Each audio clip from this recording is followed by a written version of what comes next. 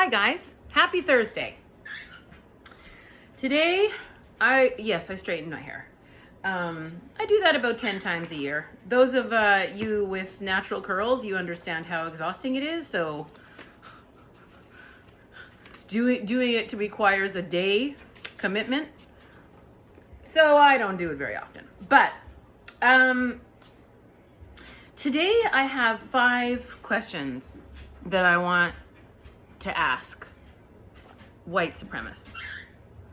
You heard me right. 5 burning questions. They're not burning. It's not that exciting, but it's an interesting situation for me. I don't. The sarcasm meter is epically high with me right now, so clearly I don't require an answer from any white supremacist racist for any of these questions. I think my level of hypocrisy I can swallow at this point in the summer is done. I think we're all at the same point with that. But I just think it's well, to be honest with you, I think it's hilarious, because I think that these 5 questions prove a couple of points, and we'll discuss those points when we get to the end. Oh, also, I am not a scholar. No one's ever going to write down in my obituary, she was pretty darn smart. So if you see a spelling error, I apologize to your brain right now. Also, I print really badly. So, okay. So, first question I've always wanted to ask. Basically, we're going to call this segment questions Shauna has always wanted to ask white supremacists and racists, or races, or together. They're just, put them all in the same. Hateful people. First question.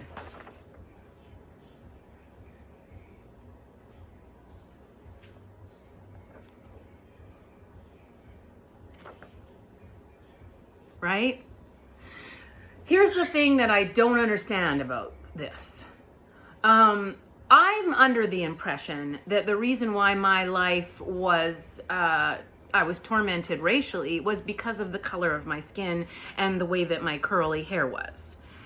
That seemed to be the only argument that really ever came at me. So if the color of someone's skin, like you hate all marginalized groups. So good for you for hating all groups. But isn't the reason why you hate brown and black skin is because it is in fact brown and black skin?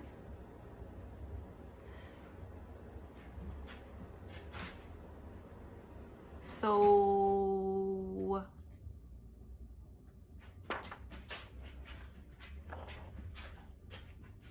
why are you lining up at the tanning salon then?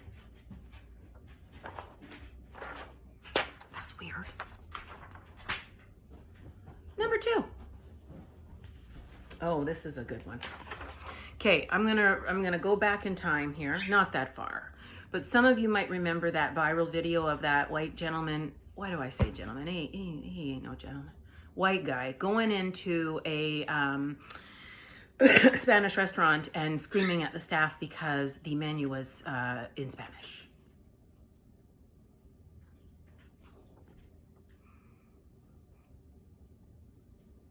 What's with going out to eat various different cultural cuisines? Okay, so you do know that a churro is a churro. There is no English definition. You can't, right? Which is a delicious and lovely Spanish, and I think also Portuguese dish. So what would you like to translate that as? Let's just use churro as an example. What do you want, like, what?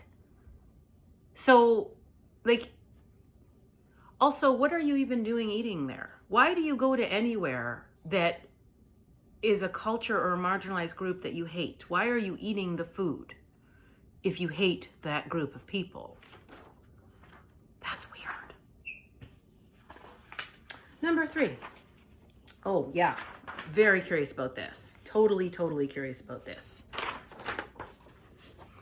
How how do you choose your music selections or programming regarding, and what I mean by programming is your television broadcasting or your movie selection. How do you choose that?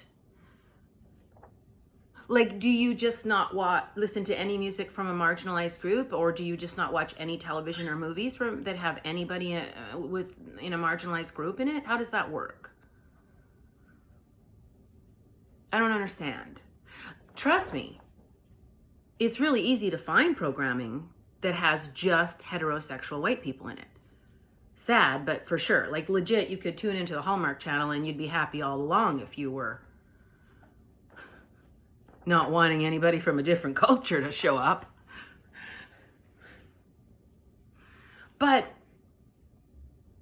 I mean, I don't understand. Like, do you legit just limit yourself to television and music that have just legit white heterosexual people that are Christian? Because we all know you have a problem with everybody else's religion. So I just need you to explain this to me.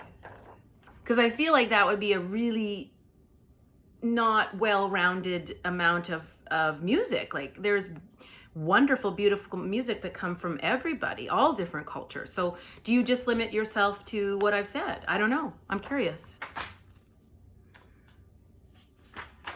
Number 4. Lots of marginalized groups play sports. How does that work? Did I put a question mark? Oh, work for you. Do you just not watch? Like, how does that work? Because we can all go back and remember what happened when Colin kneeled. Y'all lost your darn minds. But yet you were watching. So I guess the theme here, and remember I was saying we were going to talk about the themes, so maybe not the themes, but what do you see is the theme of what I'm asking? The theme of what I'm asking is that it's, I guess, okay for marginalized groups to feed you, play sports for you, entertain you with music or acting.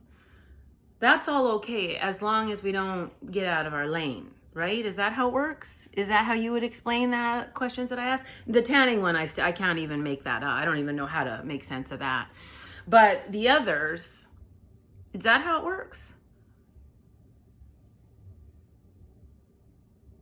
I don't know. Last question. How much do you honestly believe society must suffer for your ignorance? On a scale of 1 to 10, legit, how much? Let's say 1 is, wow, this has gotten out of hand. I need to reprogram my life. I'm very ignorant and I need to get educated. 10 being, I am going to be this ignorant until the end of days. And I don't care if the planet collapses and society collapses due to my ignorance. Where is that? Where do you fit there? Where do you fit there? Where is that?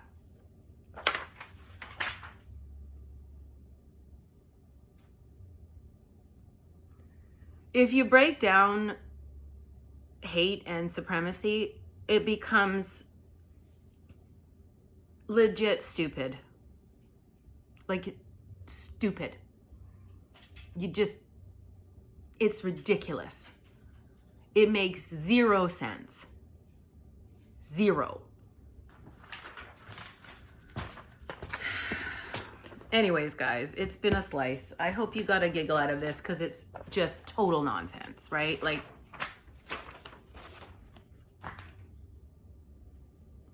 you don't want to go to a place where the menu doesn't have your English language on it, then McDonald's will help you out any day of the week. There's nothing wrong with McDonald's, but you're going to get an English menu, I would assume.